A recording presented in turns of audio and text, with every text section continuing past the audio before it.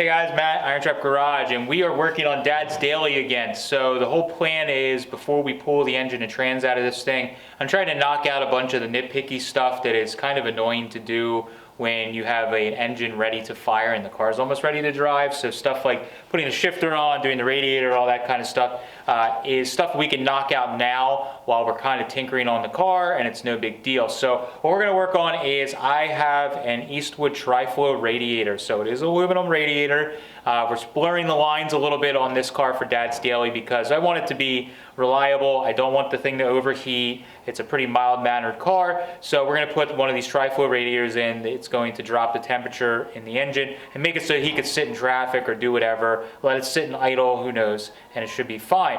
But the radiator is for a Ford engine, but it's not necessarily made for a 47 Ford. It's kind of a universal thing. So we're gonna have to do some modifications to get the radiator to fit. So what we're gonna work on today is we're gonna work on getting the radiator to fit, and then I have some of the guys help me get everything in place and get the brackets and all that stuff. And hopefully we will have a radiator that bolts into this car by the time we're done. I think we gotta change the water pump on this thing. Oh yeah? Because it's, somebody had commented about it, I guess. Oh geez, it's frozen. Oh yeah, it's definitely frozen. They were saying that like I don't know, if 70, the water outlet came out of a different spot or something. Oh yeah? I'm not quite sure, like that one down there came out of a different spot than the normal, what people normally think of for Ford. I don't know, I didn't really look at it, but yeah, that water pump is definitely needs to be replaced. How much you got before you start running into? That is against the bottom of the cross member with the lower. Okay. Let's bring it just above. Yeah. Just above puts it, you know, the filler neck all the way up against.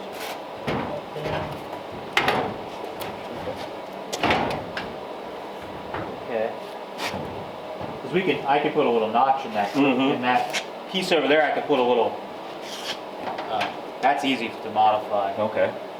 There might be enough room to cut just behind the bend on these 90-degree brackets here, and run bolts in, like right into the side, right into the inner fender. Yep. Set it up on top of here.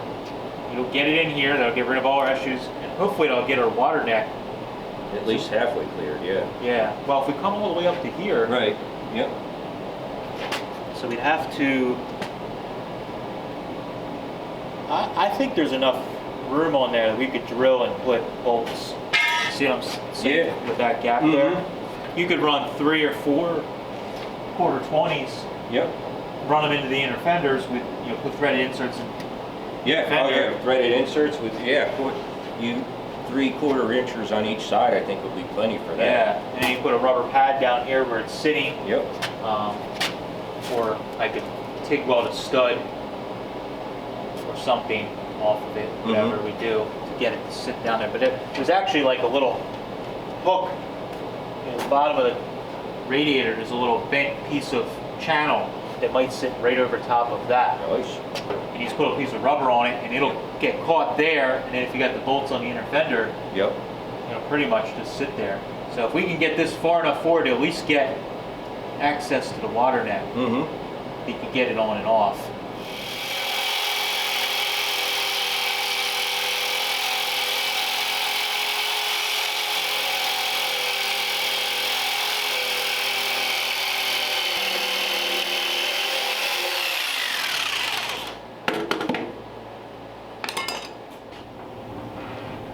Actually, it's hidden.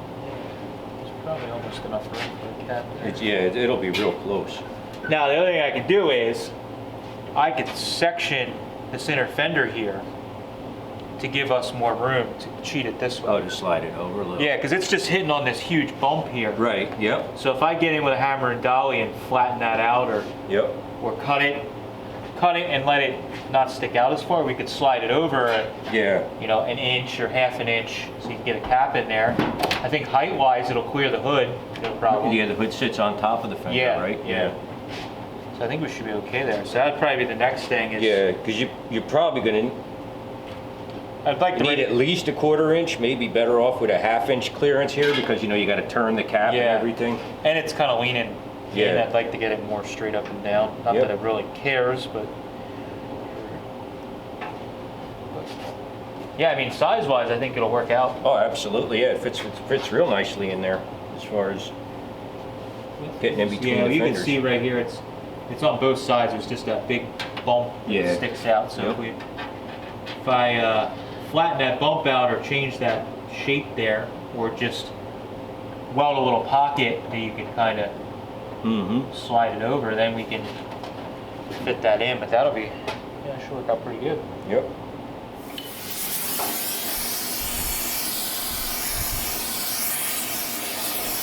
A little bit of fire going on here, but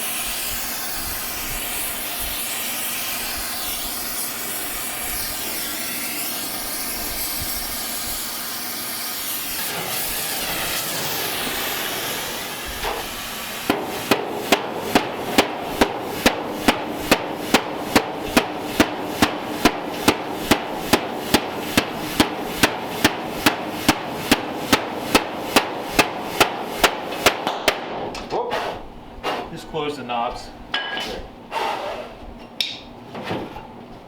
Yeah, we got pretty good fire going here. Oh boy. Just need a rag. It's the undercoatings. Yeah.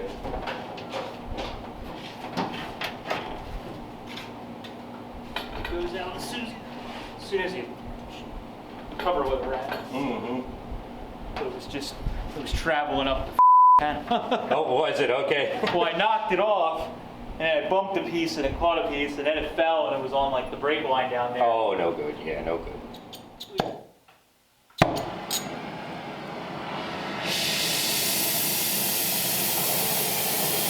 That'll warm it up quick.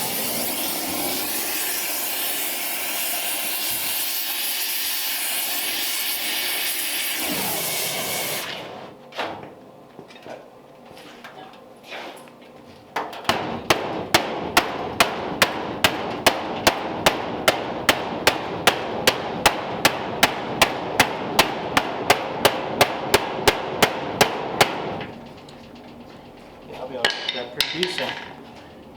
It's a little wobbly now, but should get a nice little pocket in there. Yep. Oh, cool. That's, Plenty of room. yeah. Really, we might do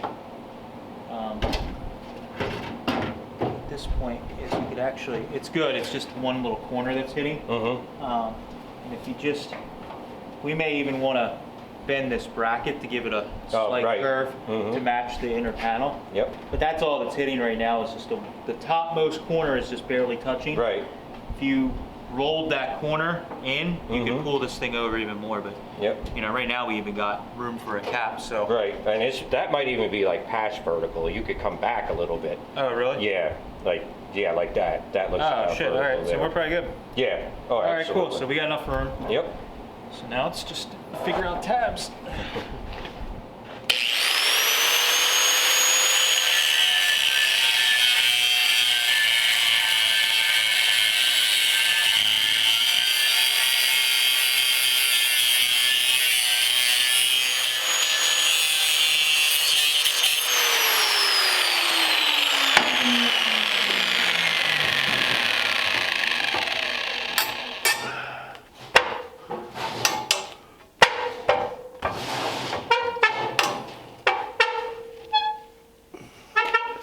That'll actually go in if we hammer it a little bit. Let me clean it out. There's some shards in there I gotta get out.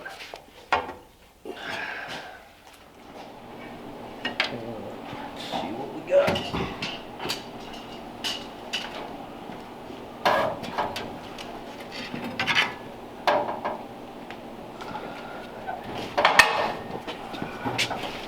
So far you guys have the cross member in the front notched, right? On this side, yeah. For the angle iron, and Yep. we're marking the other side for the other angle iron to notch that. Yep. Nice. Just utilizing this little front cross member here. Weld these brackets in, we'll have a radiator mount.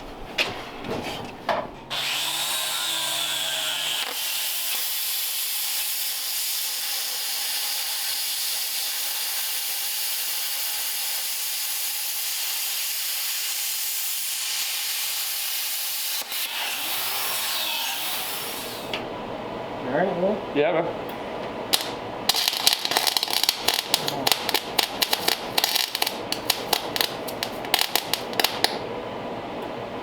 Well, I'm gonna do one more over here. Okay.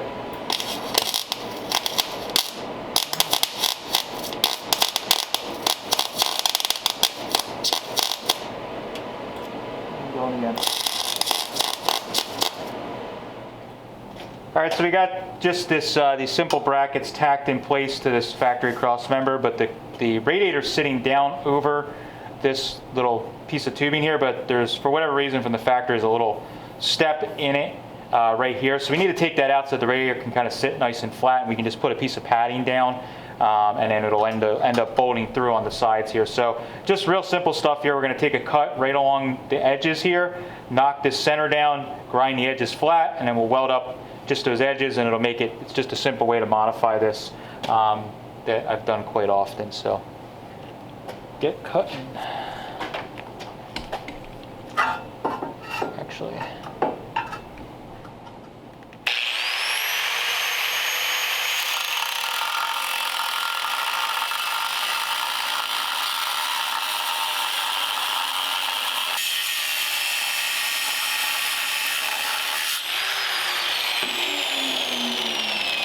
bottom right corner, there's like wreck stuff hammers.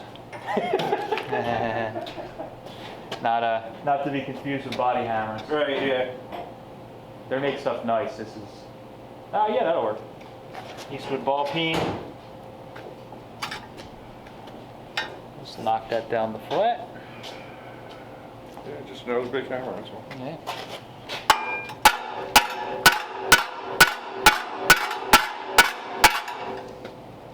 Just hold that on there.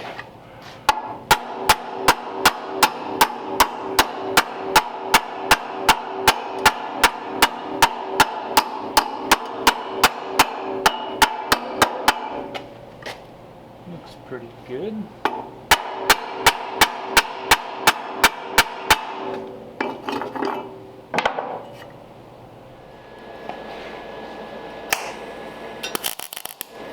Oh, you used it.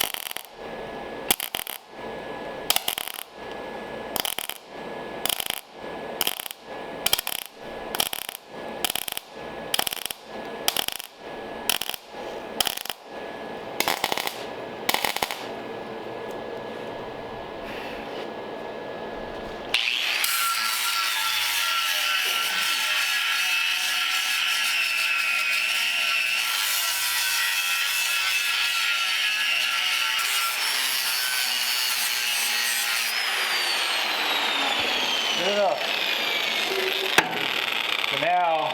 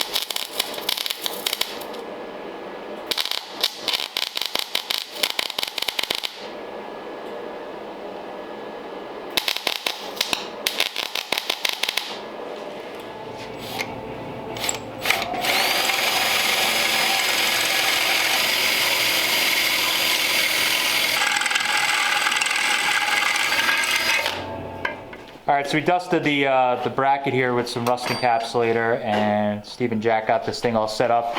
Looks a little funky out of the car, but once it's in the car, it all makes sense. But it's basically just angle iron that when they shaped and welded. Plenty strong. You can see it's like super thick metal, so it kind of makes up for not having a lot of stability in there. But it's all welded all the way around. Plenty strong. This piece here is the factory part that welds or bolts into the cross member. So we have the radiator here, and we could show you guys how it kind of test fits. So it fits, we have just enough room that a little bit of rubber can fit in between there. We'll do that right at the end.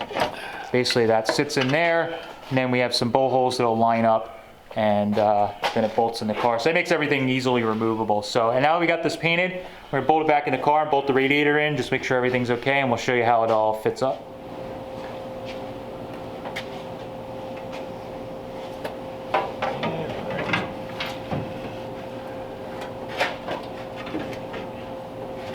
All right, gonna have to go with the bolt in from the outside there, and from the inside out. You want to go this way or? Yeah, I think we're definitely gonna need to on that side. I'm not, so we might as well do it the same on this side. Okay.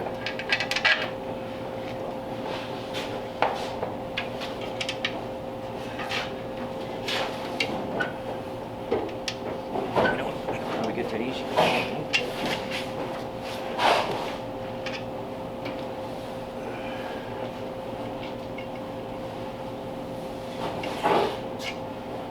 I can't get that one in.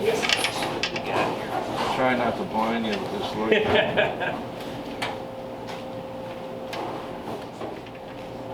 All right, so radiator's all bolted in place and is nice and steady. Jack and Steve kicked butt on this. They did 99% of the work, and I just kind of took the glory by welding it in and doing the intro outro. But basically, they just used some angle iron to get everything kind of mocked up in place. The biggest thing was something that was strong, that was not going to have an issue with bending or breaking or anything like that, and I think they've created that.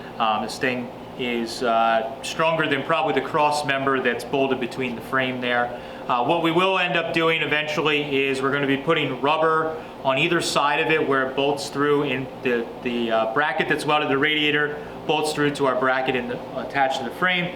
And also we'll put a little piece of rubber on the bottom where this little channel piece on the bottom here, that's, as you can see here, that's on the bottom, sits on the cross member. We'll put a piece of rubber there. That'll kind of deaden the vibrations and should work out pretty well. We have tons of space here that we could fit either a mechanical fan or an electric fan. I haven't really decided yet what I'm doing on this.